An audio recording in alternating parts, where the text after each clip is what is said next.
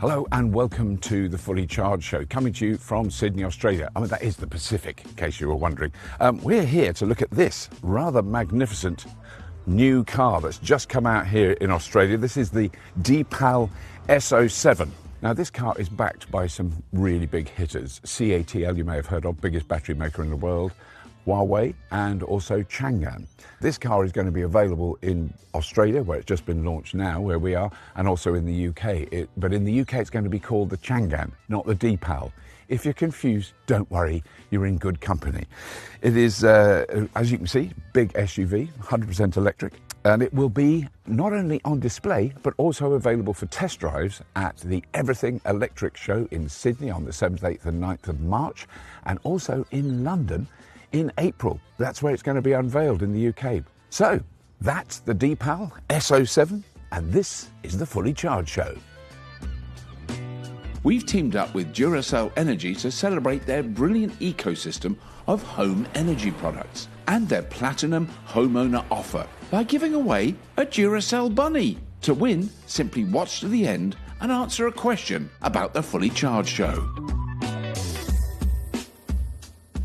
Now, in terms of looks, I mean, I'm not very good at judging the looks of a car. It looks pretty generic to me. It looks like a dozen other compact SUVs, although it's quite a big, chunky compact SUV.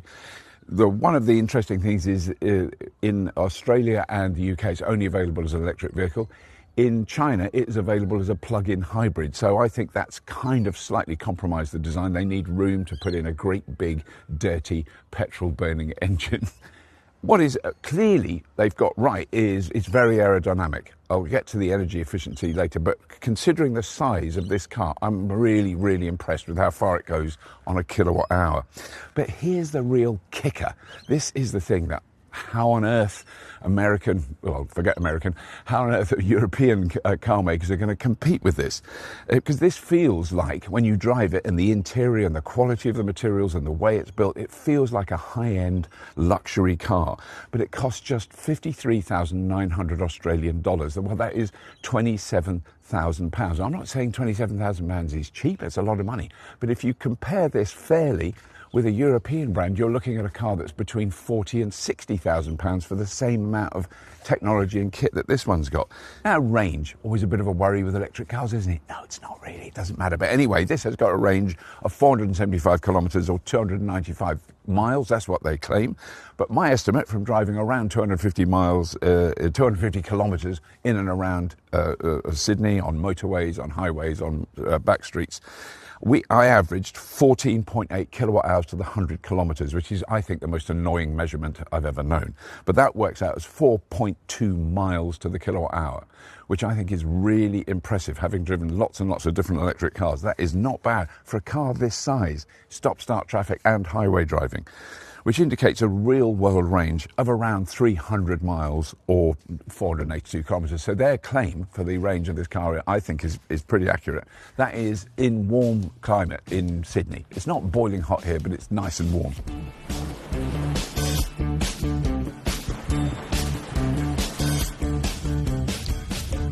So one of the reasons I'm not driving in the middle of Sydney, and I've driven about 40k south of Sydney, is quite simply because driving in Sydney is terrifying. Now, one of the things that a lot of reviewers in Australia have mentioned, because this car's been here for about a month in Australia, and they've all test driven it, and I've seen a few reviews of it, and the main criticism is about the intrusive technology, because everything that I'm doing in this car, everything I'm saying in this car, everything, not even just in the car, around the car, it is being recorded and sent to China. Which, I've got to tell you, there's going to be a lady or a gentleman in China who's heard some quite fruity language from me, because you have to be really focused on driving this car all the time, or it just tells you off. Like that. That was perfect. I was going to say it's called not doing it now. So it's saying, please concentrate. Well, that will happen. That's probably happened, say, 70 or 80 times since I left Sydney about an hour ago. So it is intrusive. I've just been through all the controls. You can turn it off. obviously. I'm not going to turn anything off. Now, this is set up because it's a press car and the car's just been launched here. They're obviously very interested in seeing how people react to it, and I'm fine with it. We're filming in this car on top of the filming, so I'm probably on about 9 cameras at the moment. But one of the things that I did hear is happening from the DPAL team here in Australia is a load of Chinese engineers are coming over to Australia to kind of re-homologate the car for Australian roads. This is built for the Chinese market, and this is they're only now starting to export these cars. Another big plus, though, I've got to say, and it is you get so used to it, is the heads-up display. That is squeaky beautiful. It's kind of weirdly 3D, and I know it's going to be impossible to capture on camera, but I'm seeing my speed, the direction, the car in front, the car behind, all that information, the range remaining, on a beautiful, simple, transparent display right in front of my eye line. So you can look through it so easily. It doesn't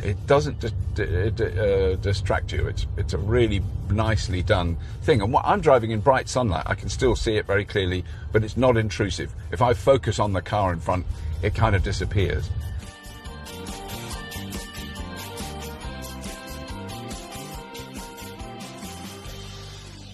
So the interior of this car, I would call this sort of, it's a luxury car. That's what it feels like to me. It's got amazing materials. I don't even know what that's made of. It's not leather, but it's not rubbish. And it's got incredible air conditioning, which has been really useful while we've been here.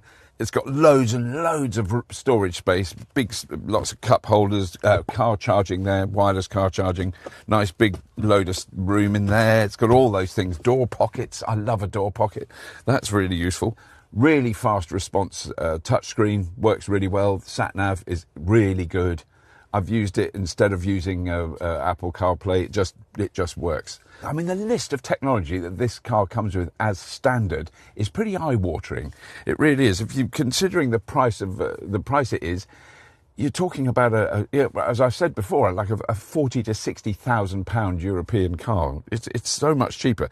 Some of the things it does that I haven't had time to try is you can gesture. So you're driving along and you want to go to the next track that you're listening to. You don't have to touch anything. You go like that, and there's a camera, and that will see that move on. You go like that. You like that. You go. You do that, and it stops. I don't know how you do it. It's got all sorts of hand gestures you can do. It is watching you all the time. It is a relentless observer. You can't do anything in this car without somebody somewhere knows about it. That is probably quite challenging for many people. It's got a really big trunk or boot, 445 litres, with the seats down, 1,385. It was enormous, great cavernous car. But the frunk is amazing. I hadn't looked at it till this morning.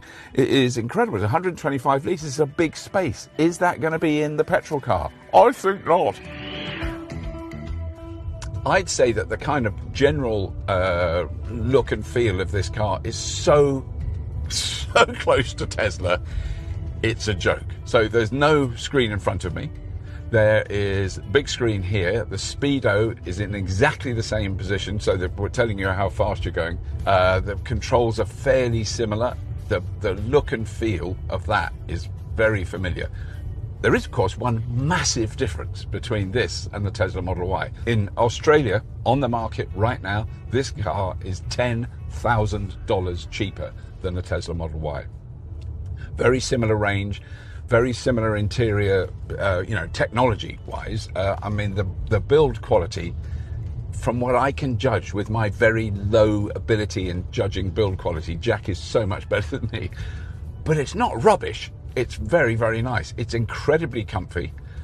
It's very easy to drive. Now I've experienced driving it a longer time outside a city. It's very relaxing. It would obviously go a hell of a long way on a charge when you're driving at the kind of speeds we're doing now. All those things. Now, there's been quite a lot of criticism that it doesn't come up to scratch, and I think it will have to have a couple of software updates before it's suited to non-Chinese roads. But I've got to say, if you've saved 10 grand from buying a Tesla, this is a kind of tempting offer. And I think this is going to happen more and more. My overall impression is it's really impressive, particularly for the price it is.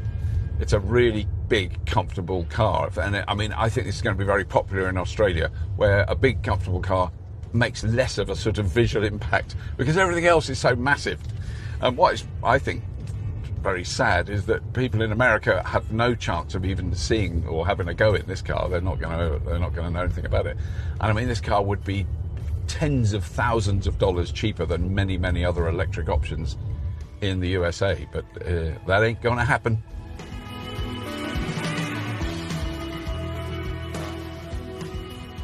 So all in all, I'm actually really impressed with this car. Considering the price of it, it is, you know, if you've got a big family and you want to move lots of stuff around, this is amazing. The one thing that really jumps out and really does your head in is all the kind of driver assistance software. They've really got to retune that. They are doing that. There's Chinese engineers coming over to Australia very soon to make it viable for Australian roads, because honestly, it nearly drove me clinically insane. Anyway, that's all. Please do subscribe to the Fully Charged Show. Please do tell your friends about what we do here. Tell your friends about the access we get to these amazing vehicles all over the world. And that's it, really. As always, if you have been here from sunny Sydney, thank you for watching. We're really excited to partner with Duracell Energy to showcase their amazing renewable energy solutions. If you want to reduce your energy bills and join the renewable energy transition, installing home battery storage and solar panels at home is a great way to start. Duracell Energy's ecosystem of products typically partners with solar panels, but they can be used just as effectively without it, particularly for electric vehicle owners or anyone looking to take control of their energy. And with Duracell Energy's Platinum Homeowner offer, viewers can get a custom service that pairs you with top quality products and the best installers in your area. Your installation also comes with a 20-point check, a 6-month performance review, system health checks at 3 and 10-year periods, and outstanding local UK customer support every step of the way. Plus, Duracell Energy's batteries, inverters, and EV chargers work together on one easy-to-use app. With features like dynamic tariff integration and grid services, you'll be able to maximize your return. Ready to get started? You can get your quote today. And don't forget, we're also giving away a Duracell Energy Bunny in every episode. Just answer the question about Fully Charged by following the link in the description. Good luck!